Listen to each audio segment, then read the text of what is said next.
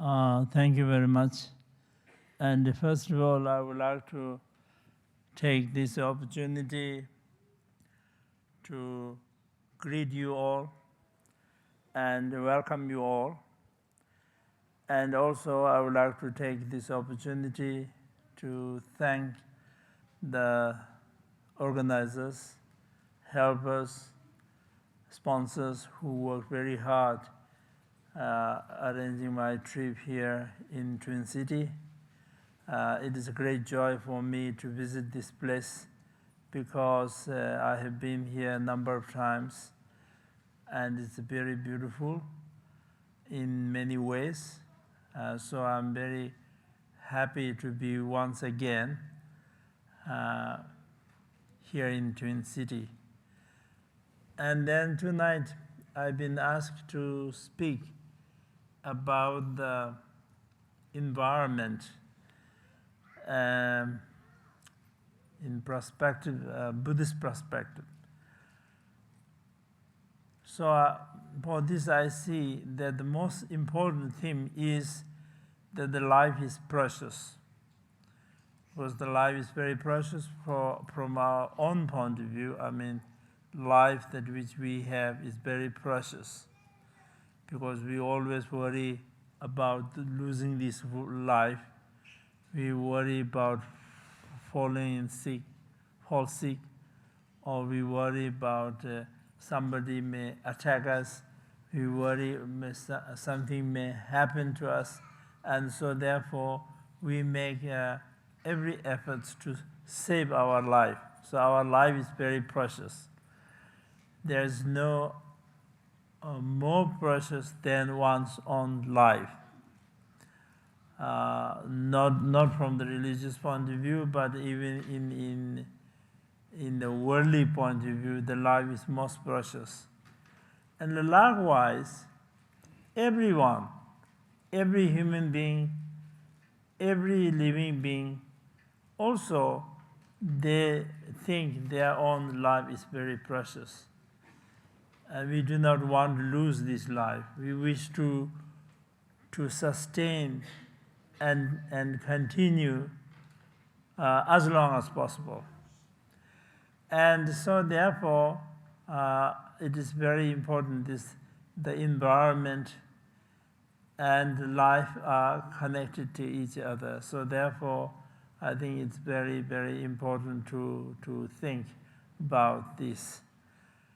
So from the Buddhist teachings, especially in the Mahayana teachings, says that we have the body and the mind. Body is easy to describe. We know from where this body came from. It came from our parents, and how it is formed, how it is developed, and how it is maintained. And at the end, and so the body is something visible. We can describe its size and its color and its shape, the beauty, ugly, and so on. And also, when we leave this world, the body will be disposed in one way or another. But the mind is something very different. Mind is, we cannot see with our naked eyes, and no, we could not touch with our hands. No, we can't describe the size of the mind, the color of the mind, and the shape of the mind. Yet, mind is the most powerful. Without mind, the body is the dead body. So with the mind, it is the mind that does everything. Everything works with the mind. It is the mind that do all the good things. And it is the mind that do also all the bad things. And it is the mind that experiences happiness, enjoys the happiness. And it is the mind that also suffers, experience sufferings. So the most important thing is the mind. And this mind, where it comes from, how it is formed. So according to the teachings, that mind has no beginning as such. So we referred as a beginningless time, as we say, beginningless. So one person, individual mind, this person's mind began at this time. You can't say, because this mind is invisible. Mind is not something that can see. And so therefore, it is something that all the way continued. Same mind and body are very different. So the mind that is invisible, indescribable, could not rise from such thing as like the visible physical body or visible elements or anything like that. So the mind has to have its own same kind of line, same kind of continuity. So with this, one can establish that there is a life before our present life. So from that life, although the previous body is exposed in one way or another, but the consciousness of the mind continued and entered into present body. So presently, our mind is residing in this body. But when we leave this world, the present body again will be disposed in one way or another, but the mind could not dispose.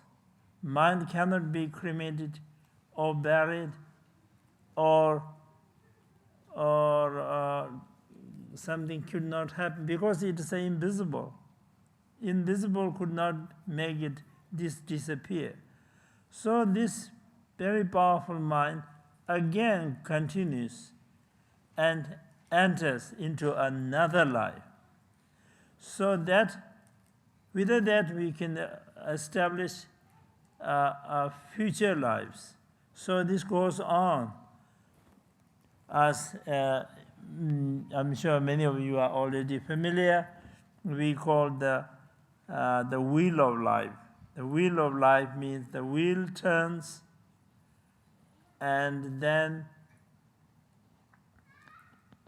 turns one, and then again it turns and goes on and on. Like that, life also, there's no beginning as such. It just goes on and on. So we have taken life from the beginningless time until now, innumerable times. And again, in the future also, that we are continue to take the same life again and again, unless we attain the liberation or enlightenment.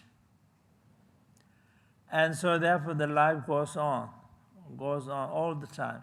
So there's not a single place where one is not born, because it keeps changing. Wherever our karma or the defilements and the winds of karma blows, then one have to be there. We have no choice. So therefore it goes on. So there's not a single place in anywhere in the universe where one is not born. We are born in everywhere. And at the same time, there's not a single sentient being who did not become our parents, our friends, or partners, and children, and so on. So, but due to the change of life, we do not recognize each other, and we see some as our friends, and some as our enemies, some as indifferent. But in reality, every sentient being is our very dear ones, but we could not recognize each other. And we see some as enemies and so on. But in reality, every sentient being, including our presently most hated enemies, are also our very dear ones.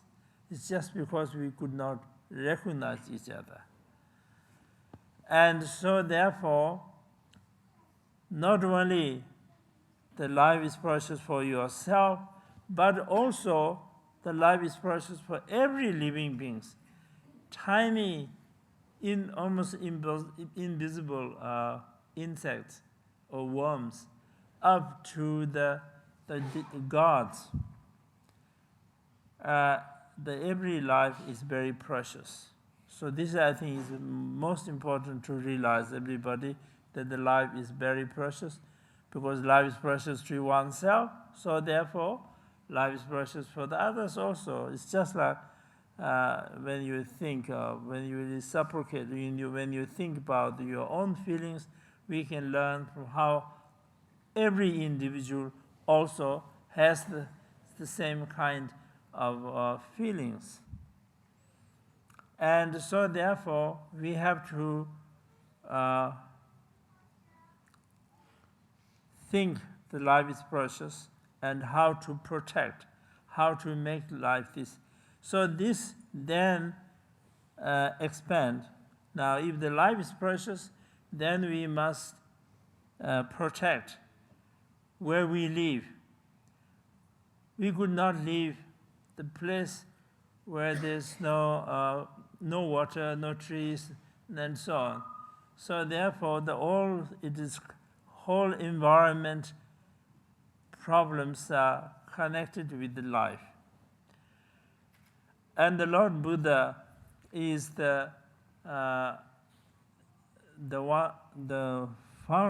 can say the founder of the environmentalists, because that Buddha, in his Vinaya, which means the monks' rules, when you become monks or nuns, then there are rules, there are different rules. And among these rules is that you can't cut trees, you can't cut leaves, you can't cut flowers, you can't disturb the forest, you can't make dirty the rivers, you can't make dirty the grass. So all this is all the protections that need, the environment protections that we talk about in the present days. In long time ago, Buddha has already laid as a rule for the Buddhist monks and the nuns. And so therefore, and also of course Buddha said that the living beings, every living being's life is very precious, especially in the Mahayana, every living being is our parent, so we must repay the love and the kindness and the benefit that you receive from them. And even our enemies or obstacles who are doing harms to us, who are creating troubles to us, because they are also actually our very dear ones, because we did not recognize them, instead of paying back their kindness and love that we paid with the anger. So therefore, they are appearing as enemies. So that in the Buddhist teachings, actually, the love and compassion that describes is infinite. There's no exceptions. You must love to everybody, the known ones, unknown ones, near ones, far ones, loved ones, and hated ones. Everybody should have the equal love and compassion to every sentient beings. And now, the world, present world, we are facing, have many problems, environmental problems, and there are many people. I also have many friends who are very worried about the environment because they say after so many years, the world will be very like desert, and it will not. There will be no water, there will be no trees, there will be no rain, and in fact there will be so many pollutions and so on, even difficult to breathe. So that everybody have to carry cylinders, oxygens to breathe, and so on. So many people worry about this. So of course, it's so therefore it is very important to think about them, and to think about our future, especially the human beings, and in terms of in worldly way, our own siblings and our own children, the future children, the grandchildren, and so on, that will go on their life. So therefore, them, we have to think about their problems, and we have to make something to make changes. And then, so therefore, in the Buddhist teachings, I find that it is much more deeper and wider and exclusive. Everything is included. But in terms of practice, of course, Buddhist people mainly devote the time and energy in inner practice, like meditations and so on. So they do not have so much activities as going on, whereas the environmentalists are very active, and they do things. They do really help animals, plants, and so on. But then there is the difference between the modern environmentalists and Buddhist is that one is more practical, Buddhist is much more deeper and wider.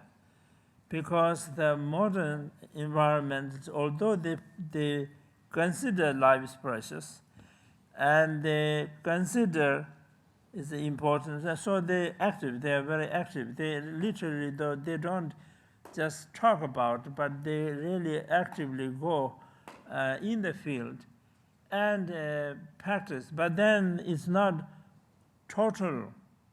For example, like in India, many people are worried about wild animals. It is said that India used to have about 40,000 tigers, but now the number is drastically dropped, and it has only now 14,000 tigers. And tiger is very beautiful. The tiger is powerful, and also it's very beautiful and nice, so they wish to protect. And then they also talk about animals that are rare, that need to be protected, because some animals, like some deers in India, are of course very, very rare, and so no one is allowed to shoot them, because if you shoot them, then one gets very severe punishment and so on.